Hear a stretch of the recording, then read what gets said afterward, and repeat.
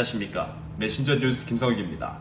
첫 순서는 서울동안교회 김영주 목사님, 대전제일교회 김철미 목사님, 부산항서교회 나지천 목사님을 연결합니다. 도쿄올림픽 양궁에서 금메달을 딴 10대 소년 가장에게서 교회 다니는 어른들이 잃어버린 영적 헝그리 정신을 배워야 한다고 강조하십니다. 오늘은 예수님의 제자 중 빌립에 대한 말씀을 나누려고 합니다.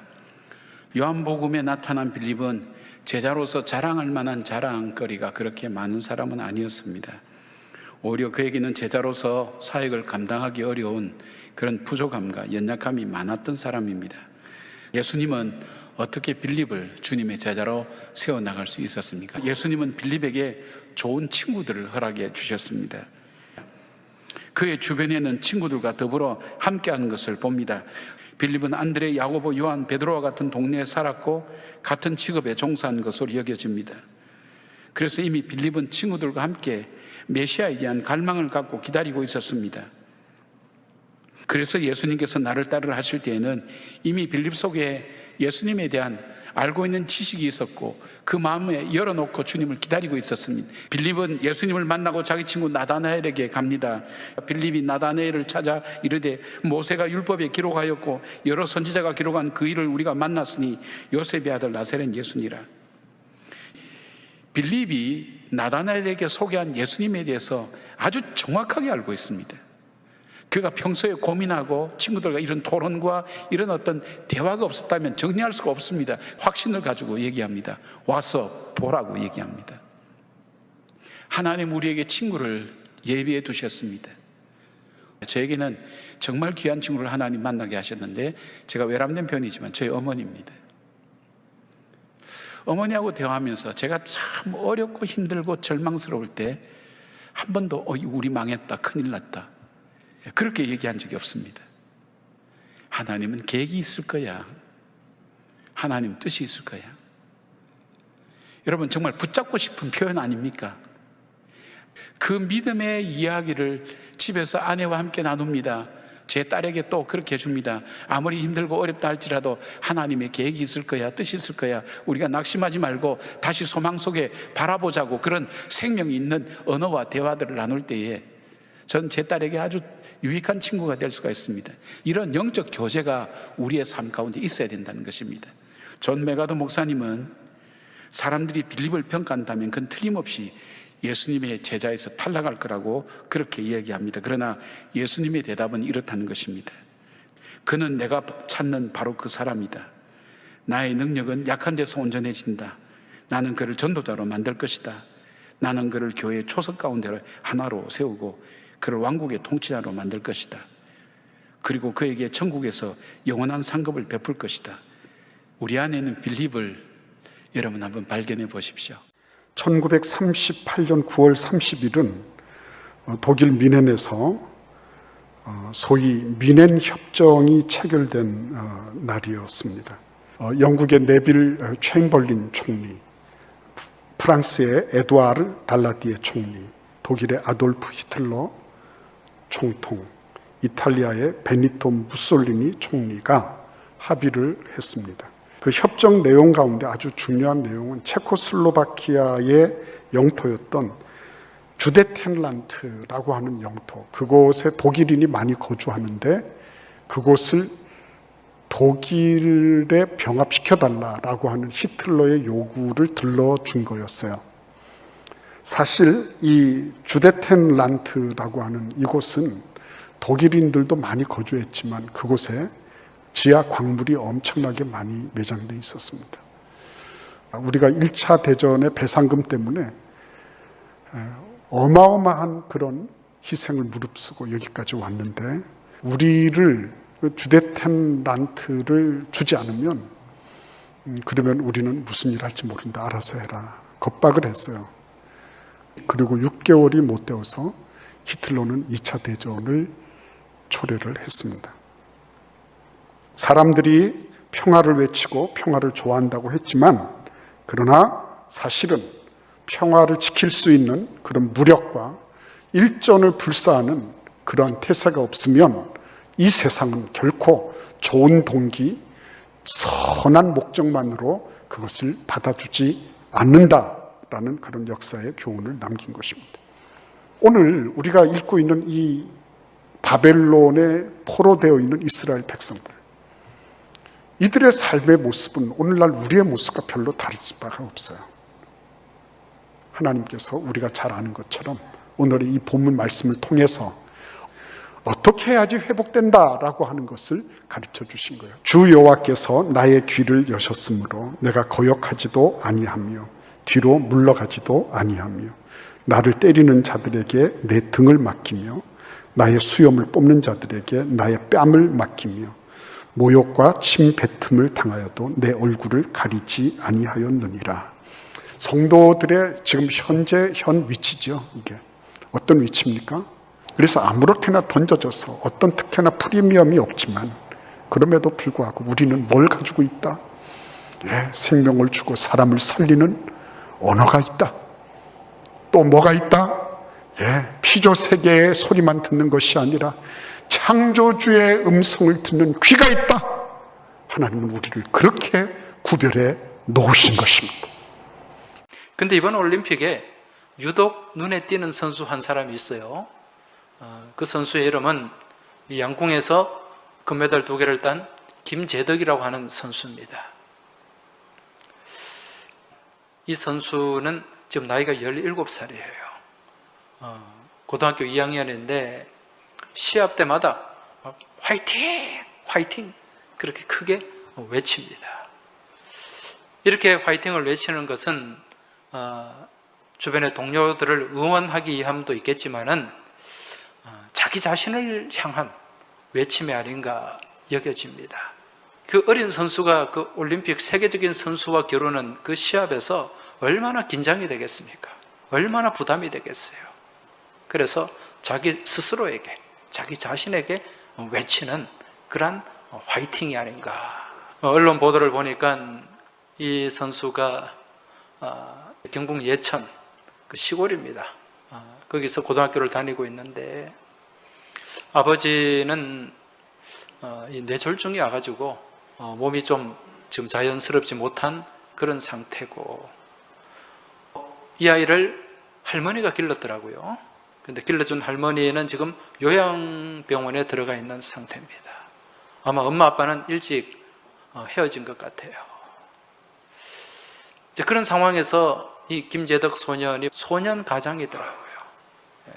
그런 상황에서 훈련을 하고 그렇게 올림픽 준비를 해서 이번에 금메달 2개를 따게 되었는데 아직 어린 소년이지만 그 가슴 속에는 다른 사람들에게 찾아볼 수 없는 헝그리 정신이 있고 또 그런 헝그리 정신이 이 선수가 금메달을 따게 하는 그런 동력이 되지 않았나 그런 생각을 해보게 됩니다. 지금 제가 요즘 시대에 맞지 않은 이 헝그리 정신을 얘기하는 이유는요, 우리가 신앙생활을 함에 있어서 믿음의 삶을 살아감에 있어서 꼭 필요한 정신이 바로 이 헝그리 정신이기 때문에 그렇습니다. 다르게 말씀드리면 영적 헝그리 정신이다 그렇게 말씀드릴 수가 있어요. 왜냐하면 이 땅에서 믿음의 백성들이 이 영적 헝그리 정신을 가지고 살아가는 그 자체를 성경에서는 축복이라고 말씀하고 있습니다. 여러분 마태복음 5장에 보면 산상수훈의 말씀이 나오잖아요. 그 산상수훈 가운데 이제 처음에 등장하는 말씀이 팔복에 관한 말씀입니다. 여러분 이 팔복 가운데 첫 번째 복이 무슨 복입니까? 마태복음 5장 3절에 보면 심령이 가난한 자는 복이 있나니 천국이 저희 것임이요. 심령이 가난한 자, 영적으로 헝그리한 자, 배가 고픈 자, 이런 사람은 복이 있다. 지금 이걸 말씀하고 있습니다.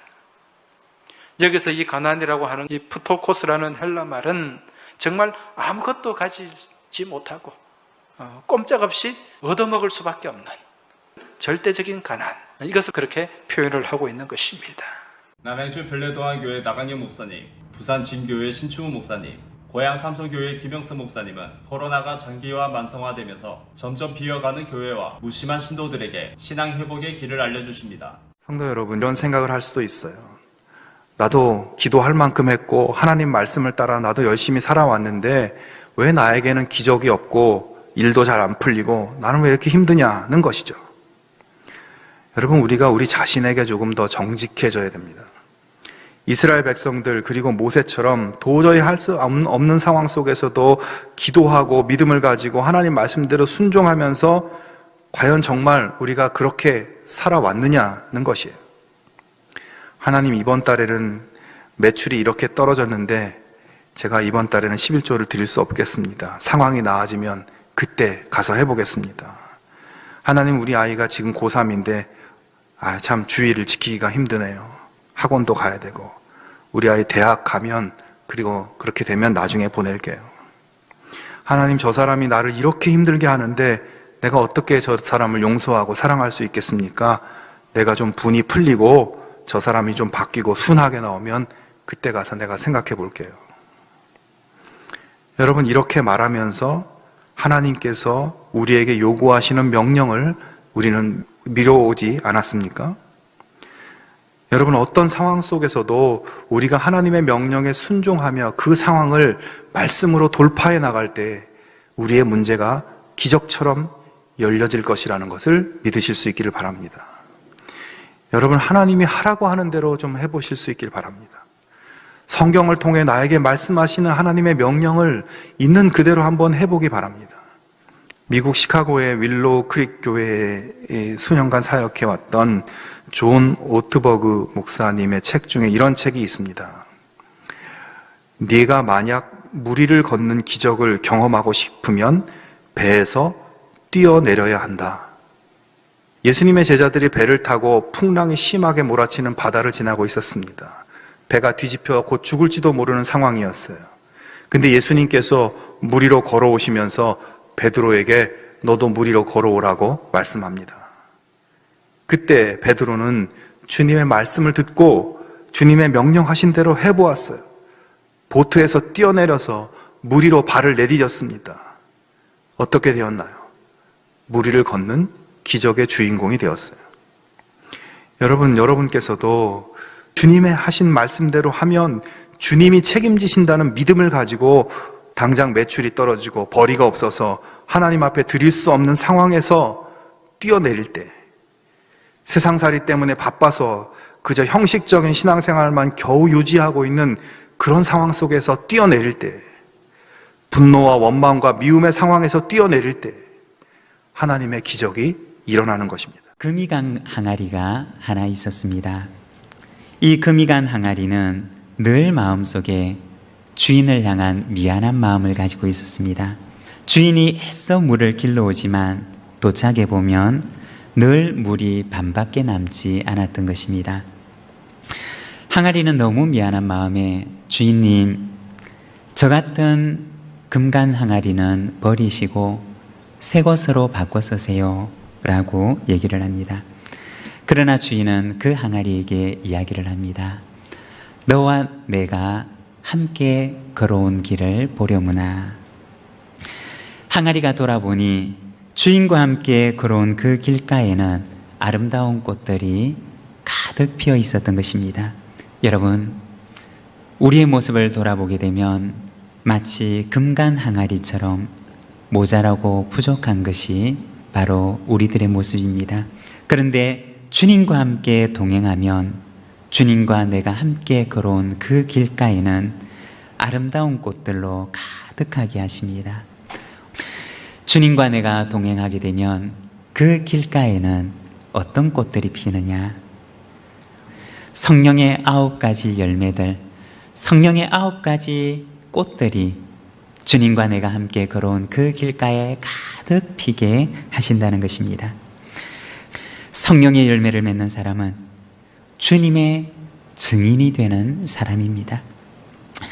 얼마 전에 한 선교 세미나에 온라인으로 참여를 하게 되었는데, 선교에 있어서 가장 중요한 것은 성령의 열매라는 것입니다. 한국 교회가 한국 사회 가운데 증인의 사명을 감당할 수가 없느냐? 그것은 성령의 열매로 준비되어 있지 않기 때문이라는 것입니다. 성령의 열매가 없이 자기 자랑으로 가득 차 있고, 자기 과시로 가득 차 있고, 자기 욕심으로 가득 차 있고, 입망무성한 나무가 되어서 그 안에서 아무것도 나눌 수가 없는 열매가 준비되어 있지 않기 때문에 교회가, 한국 교회가 주님의 증인의 사명을 감당할 수가 없다는 것입니다. 성령님께 순종하시기를 바랍니다. 성령님의 인도하심을 받아 살아가시기를 바랍니다. 성령의 열매로 준비된 사람을 주님께서는 이 땅 가운데 당신의 선한 일을 위하여 주님의 충성되고 진실한 증인으로 귀하고 복되게 사용하실 줄로 믿습니다. 코로나19 팬데믹, 대단한 전 세계 인류의 위기이자 시련이죠.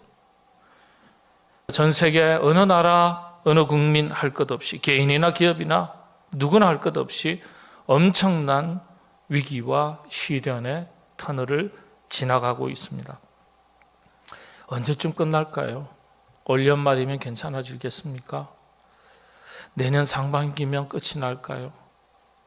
아직 끝을 가늠하기가 어렵습니다. 그런데 코로나19 위기는요, 또 다른 위기들을 몰고 옵니다. 육체적인 건강의 위기, 생명의 위기, 코로나 블루와 같은 정신적인 위기, 경제적인 위기, 교회도 그리스도인들도 예배와 교제의 위기, 사역의 위기, 예외일 수가 없습니다. 이런 위기와 시련 가운데서 그리스도인들 어떻게 살아가야 할까요? 어떻게 신앙생활을 해야 될까요? 이게 우리에게 다가온, 우리가 부딪힌, 우리에게 던져진 영적인 도전이자 질문입니다. 오늘 함께 나눌 다니엘서의 말씀은요, 신앙인으로서 위기를 만났을 때 어떤 영적인 자세, 태도를 가지고 살아야 할지 교훈을 주는 말씀입니다. 다니엘은 한마디로 위기 가운데 빛이 나는 사람인 것을 보여줍니다. 다니엘은 두 번의 큰 위기를 만납니다. 하나는 풀무불에 던져지는 위기고요, 다른 하나는 사자굴에 던져지는 위기입니다. 더 구체적으로는 신앙 때문에 겪게 되는 생명의 위기이자 영적인 위기입니다. 다니엘서를 보면서 우리가 기억해야 될 것은요, 우리가 살아가는, 그리스도인들이 살아가는 이 세상 현실 자체가 항상 풀무불이고 사자굴이라는 사실입니다. 서로 종류가 다를 뿐이지 위기가 끊임없이 이어집니다. 코로나19 상황에 여러분들 예배는 오는 것 두려워하시는데 식당 가는 것은 몇 번씩이나 가신 분들은 회개하세요. 육신의 삶의 생명을 위해서 음식 사드시러 식당 가신 분들이 영적인 생명력을 위한 예배 현장에 안 오셨다면 회개하세요. 오늘 끝 순서는 울산, 경주, 부산으로 이어집니다. 울산 호계교회 김병문 목사님, 경주 남부교회 김상전 목사님, 부산 애간교회 조성일 목사님으로부터 참된 신앙인의 마음가짐에 대해 배워보시겠습니다. 여러분도 아마 인생을 살면서 내가 그때 바르게 선택했더라면, 그때 내가 정말 올바른 선택을 했더라면 하는 그런 것은 다 한두 가지가 있을 줄로 압니다. 그래서 매일매일 흘러가는 이 시간들, 인간의 시간들은 크로노스라고 그러잖아요. 그런데 하나님께서 임재하시는 그 시간, 하나님의 때는 바로 카이로스의 시간인 것입니다. 무심한 이 크로노스의 시간 가운데에 하나님께서 임재하시는 카이로스의 때를 만드는 것, 이것은 우리의 결정적인 믿음의 결단이 있어야 가능한 것입니다. 여러분, 은혜는 하나님이 주시는 선물입니다. 요즘같이 코로나로 어렵고 힘든 때에 특별히 하나님의 은혜를 받을 때이라는 것을 알아야 됩니다. 물론 조건이 있습니다. 바로 주님의 은혜의 보좌 앞에 어떻게 나간다고요? 담대히 나아간다는 거예요. 이 담대히라는 말, 이 헬라어 팔레시아라는 건데요, 숨김없이 뻔뻔스럽게라는 그런 의미가 있습니다. 과거에 지은 죄로 말미암아서 하나님 앞에 자유롭게 나갈 수가 없었지만은 숨기지 말고 한편으로는 뻔뻔스럽게 하나님 앞에 자유롭게 나아가는 것, 이것이 담대하게 나아가는 것입니다. 우리는 하나님 앞에 뻔뻔스럽게 철면치처럼 어떻게 하나님의 자식이잖아요 하면서 그렇게 나아갈 수 있는 그런 담대함이 있어야 됩니다. 그랑방탕한 아들이 그렇게 뻔뻔스럽게 다시 집으로 기어 들어가잖아요. 그랬을 때 아버지가 어떻게 반깁니까?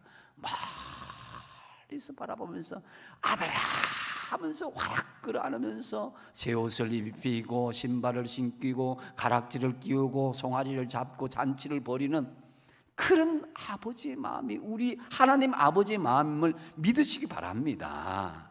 그런데 담대하게 나아가지 못하는 결정적인 이유가 무엇이냐? 그건 두려움입니다. 그 두려움 밑에는 무엇이냐? 숨겨진 죄악이 있기 때문인 것입니다.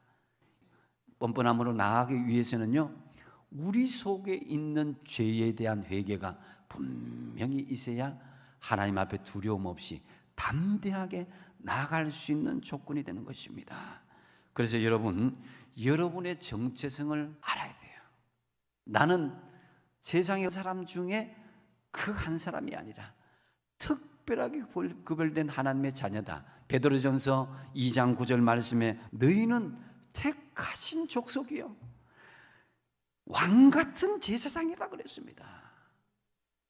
그렇게 소중한 거예요.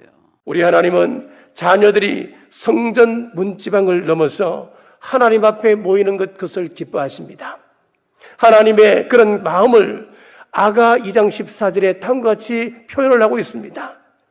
바위 틈 낭떠러지 엄밀한 곳에 있는 나의 비둘기야, 내가 내 얼굴을 보게 하라. 내 소리를 듣게 하라. 내 소리는 부드럽고 내 얼굴은 아름답구나.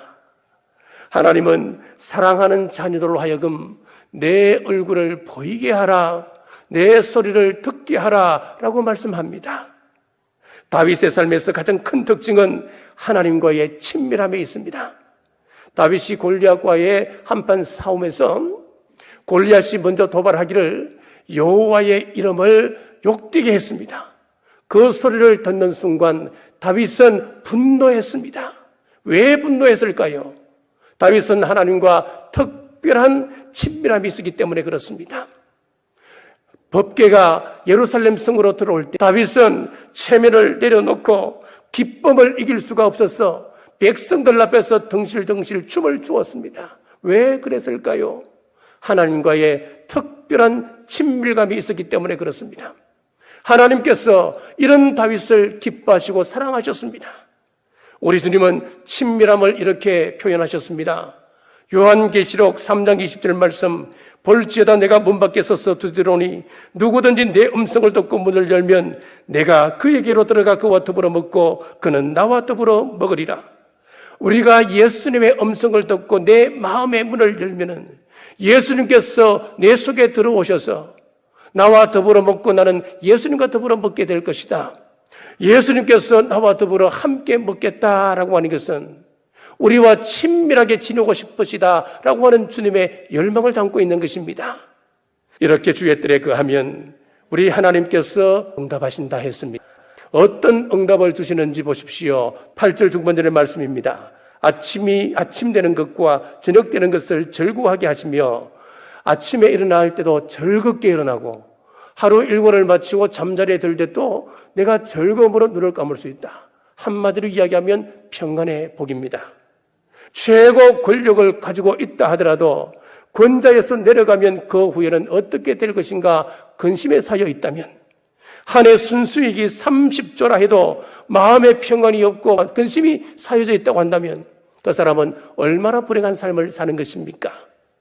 근심은 뼈를 마르게 하고 심령을 상하게 한다 했습니다. 잠언 37장 22절 말씀입니다. 마음의 즐거움은 양약이라도 심령의 근심은 뼈를 마르게 하느니라 했습니다. 잠언 15장 13절입니다. 마음의 즐거움은 얼굴을 빛나게 하여도 마음의 근심은 심령을 상하게 하느니라 그랬습니다. 교회 공동체 안에서 어떤 사람은 다른 사람의 영적 여정의 길에 걸림돌이 돼가지고 그 사람을 넘어지게 하는 일이 있다는 얘기입니다. 그렇게 걸림돌이 된 사람에게는 화가 있다라고 말씀하고 계세요. 2절 말씀이 우리에게 가르쳐 줍니다. 그가 이 작은 자 중에 하나를 실족하게 할진대 차라리 연자 맷돌이 그 목에 매여 바다에 던져지는 것이 나으리라. 사람을 실족하게 해서 작은 자를 보잘것없이 보이는 사람들을 실족하게 만드는 사람에게 임하는 하나님의 진노가 얼마나 크고 얼마나 무서운지 그 하나님의 진노를 받는 것보다는 차라리 연자 맷돌이 목에 메어가지고 바다에 던져지는 것이 더 낫다라는 그런 의미입니다. 여러분, 우리는 이 하나님의 진노에 대해서 농담으로 여겨서는 안 됩니다. 소돔에 대해서 하나님의 진노가 있다라는 그 말씀에 대해서 롯의 사위들은 그걸 농담으로 여겼잖아요. 하나님의 진노의 말씀을 우리는 진지하게 생각하고 받아들여야 합니다. 목사, 장로, 집사, 권사의 직분은 우리의 명예를 위해서 주신 것이 아니고 다른 성도들의 영적 여정에 디딤돌이 되라고 우리에게 주신 것입니다. 그렇게 우리에게 직분을 디딤돌이 되라고 주신 것인데 우리가 그 직분을 받아서 오히려 걸림돌이 될 때가 있습니다. 목사인 나 때문에, 장로인 나 때문에 다른 사람이 걸려 넘어져서 실족하는 것이지요. 디딤돌 1호가 되어야 할 사람이 걸림돌 1호가 되는 것입니다. 하나님이 저와 여러분을 먼저 구원해 주셔서 이 교회 공동체 안에 있게 하셨습니다. 그 이유는 아직도 교회 바깥에 있는 사람들, 아직도 예수님이 누군지 알지 못하는 사람들을 이 교회 공동체 안으로 들어올 수 있도록 디딤돌 역할을 하라고 저와 여러분을 먼저 이 교회 공동체 안에 불러주신 겁니다. 어떤 그리스도인인 방송인이 이런 얘기하는 거 들었어요. 그분 집에 아이를 14년 동안 봐주고 집 일을 좀 도와줬던 가사 도우미가 계셨는데 그분이 14년 동안 그렇게 도와주시다가 이제 그만두면서 이분한테 이런 얘기를 했대요. 당신이 너무 못돼가지고 당신 때문에 내가 교회를 안 나가는 거라고 그런 얘기를 했대요. 그런 얘기를 이제 들었다는 얘기를 하면서 그분에게 너무나도 미안하고 그리고 하나님께 너무 죄송하다고 울면서 그분이 이야기하는 걸 들었습니다. 우리도 가만히 생각해 보면 울 일이 있을 것 같습니다. 누군가가 주님께로 가까이 나가려고 하는데 나 자신이 걸림돌이 된 일이 알게 또 모르게 있을 겁니다. 여러분도 그렇고 저는 더 그렇고 목사님들의 말씀 전체를 들으실 수 있도록 전부 링크해 두었습니다. 아직 메신저 뉴스 구독을 누르지 않은 시청자님이 계시면 지금 구독과 좋아요, 알림 설정까지 부탁드립니다. 다음 주까지 안녕히 계십시오. 메신저 뉴스 김성욱이었습니다.